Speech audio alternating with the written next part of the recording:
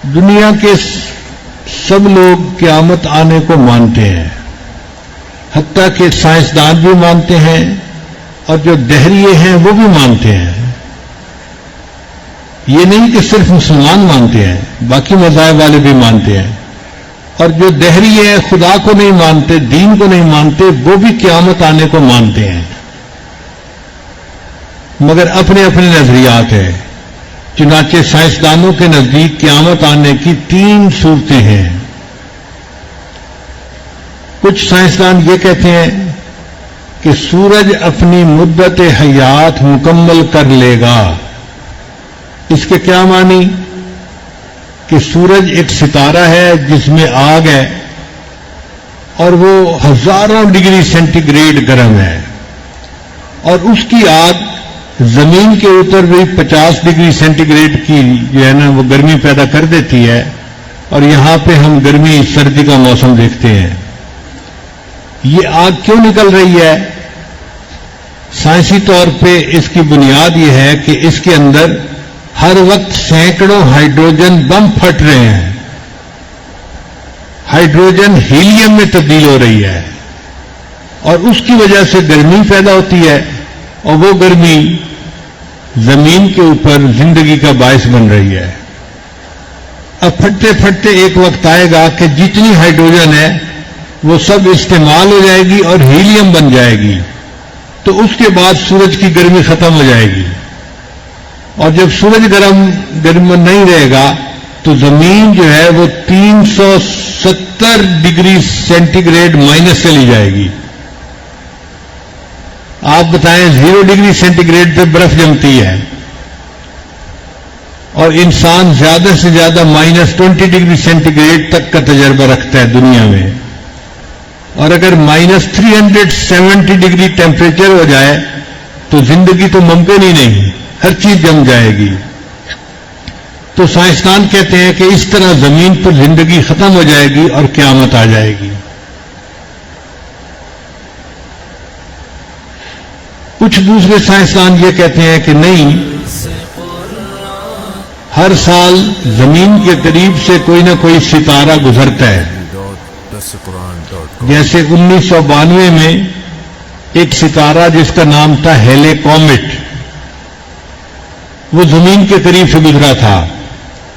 اس وقت دنیا کے سائنسدان بڑے پریشان تھے کہ اگر یہ ستارہ زمین کے ساتھ ٹکرا گیا تو زمین تو ختم ہو جائے گی اور قیامت آ جائے گی، مگر اس وقت ٹکراؤ نہیں ہوا۔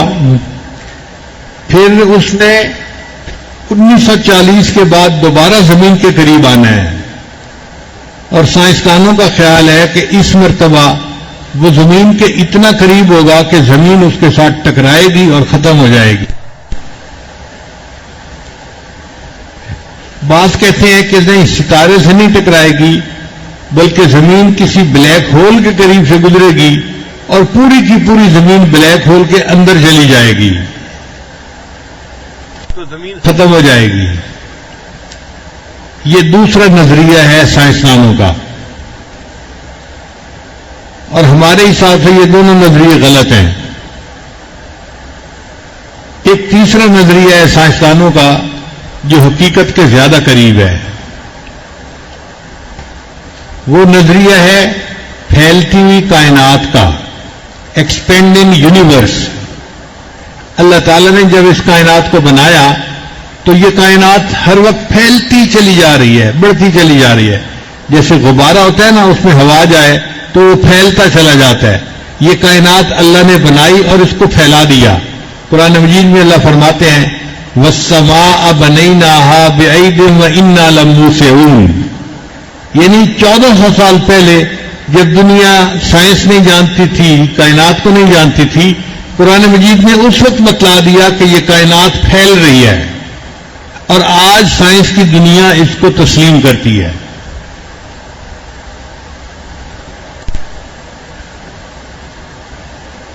(1995) کی بات ہے، ہمیں نیو یارک جانے کا موقع ملا، تو وہاں پر ایک سائنس میوزیم ہے، وہ دنیا کا نمبر 1 میوزیم سمجھا جاتا ہے۔ تو چھوٹے بچے ساتھ تھے، حبیب اللہ، سیف اللہ، یہ کہنے لگے ابو جی ہم نے میوزیم دیکھنا ہے. میں نے کہا ٹھیک ہے بیٹا.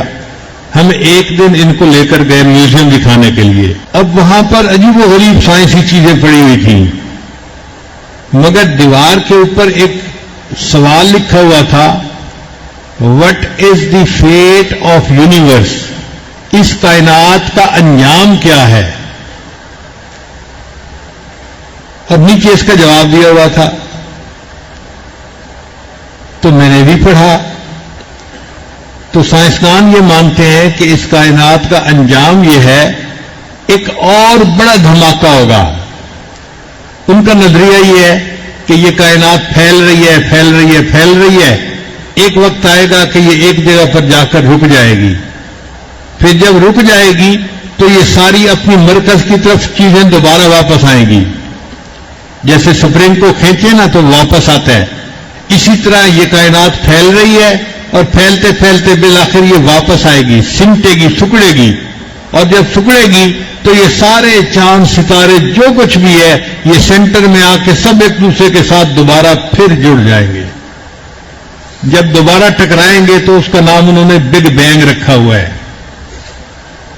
تو یہ سائنسدان کہتے ہیں کہ کائنات کی ابتدا بھی بگ بینگ سے ہوئی اور کائنات کا اختتام بھی بگ بینگ سے ہوگا. یہ نظریہ کچھ حقیقت کے قریب ہے کہ اللہ تعالیٰ نے کن سے اس کائنات کو پیدا کیا، تو کن کا جو حکم تھا وہ سائنسدانوں کی نظر میں بگ بینگ تھا، ایک بڑا دھماکہ تھا. تو کائنات وجود میں آ گئی، اور جب قیامت قائم ہوگی تو پھر ایک بڑا دھماکہ ہوگا.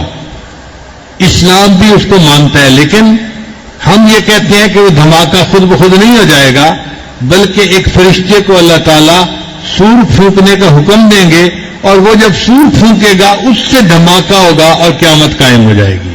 پتہ چلتا ہے کہ دین اسلام کا نظریہ آج بھی حقیقت کے سب سے زیادہ قریب ہے. اس مجمع میں بہت سارے نوجوان ایسے ہیں جو سائنس پڑھے ہوئے ہیں، تو ان کو ذرا بات سمجھنی آسان ہوگی کہ آخر سائنسی اعتبار سے، مادی اعتبار سے قیامت کیسے آئے گی. تو حقیقت سمجھیں، ایک ہوتی ہے ساؤنڈ ویو، اس کے ذریعے سے قیامت قائم ہوگی. عجیب بات ہے کہ 1400 سال پہلے جب دنیا جانتی نہیں تھی کہ ساؤنڈ ویو کے اندر بھی اتنی طاقت ہوتی ہے، اس وقت نبی علیہ السلام نے بتلا دیا کہ قیامت سور پھونکنے سے قائم ہوگی. چنانچہ جو لوگ میوزک چلاتے ہیں نا، یہ بڑے بڑے ڈیک لگاتے ہیں، اور بڑے بڑے ڈیک پہ کئی دفعہ ایسی میوزک ہوتی ہے کہ وہ جب بجتی ہے تو لگتا ہے کہ دیواریں بھی لرز رہی ہیں. ایسا کیوں ہوتا ہے؟ سائنسی طور پہ ہر چیز کی ایک نیچرل فریکوینسی ہوتی ہے.